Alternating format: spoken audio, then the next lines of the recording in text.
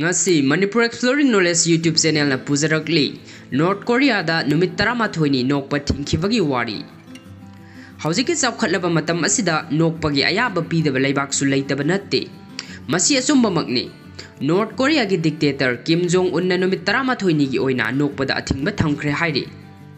athingba thamliba asigi maramdi Kim Jong Un gi apokpa mapa Kim Jong Tu gi leikhidabagi sahi 10 surakpagi ningsing thauramga mari leinana athingba asi thamkhibani haina hairi North Korea asi dictator satpa laibak amani haibasi miyam pumnamakna thoidok hendokna khangnaraba wafam amani dictator asi 1948 da Kim Jong Un gi mapu Kim Tu Sung gi haktaktagi haurakhi Kim Tu Sung na 1994 phawba control tawki mahaki mathangda Kim Jong Un gi mapa Kim Jong Tu na 2011 phawba pankhi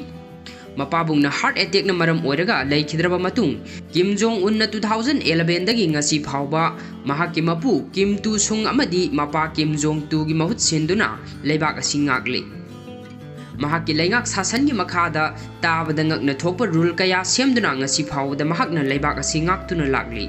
sahi khudingi oinadi Kim Jong Tu leikhidabagi kumon thoram asi numit 10 ni khak pangthokpani adubu handaki sahi asidadi mahaki leikhidabagi sahi 10 suba kumon oibanina mahaki masanupa haujik power pairiba Kim Jong Un na sinduna numit 13 ni subna North Korea gi leibak sinba thungna awaba asi phongdokli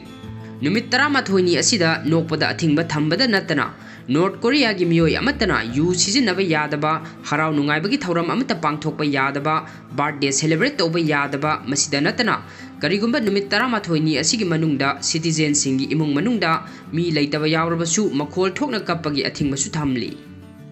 karigumba launa makhol thokna kaplabadi atopa yumthangnaba amadi anakpada leiminaba miyoi singna Kim Jong Un gi mapa Kim Jong Tu gi 10 suba leikhidabagi numit 13 ni chupna awaba phongdokpa asida akaiba ayetpa pigani haiduna rule sing asi chana hallibani aduga asiba hakchang adusu numit 13 ni asi loraba matungda leirol changadabani hainasu rule asina hairi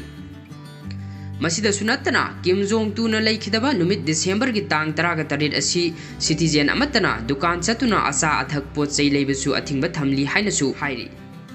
Kim Jong Un na mahakki leikhidaba mapagi damak lei ama mapagi ming thonduna ikai khumnari lei adubu mahakna Kim Jong Gilia haina maming thonki mapabung leikhidabagi awaba phongdakpogi matang asida natana North Korea da tamthiraba tabada ngakna thokpa rule kaya amasu leiri kharadang pallabada setningba phiro setpagi athingba thamba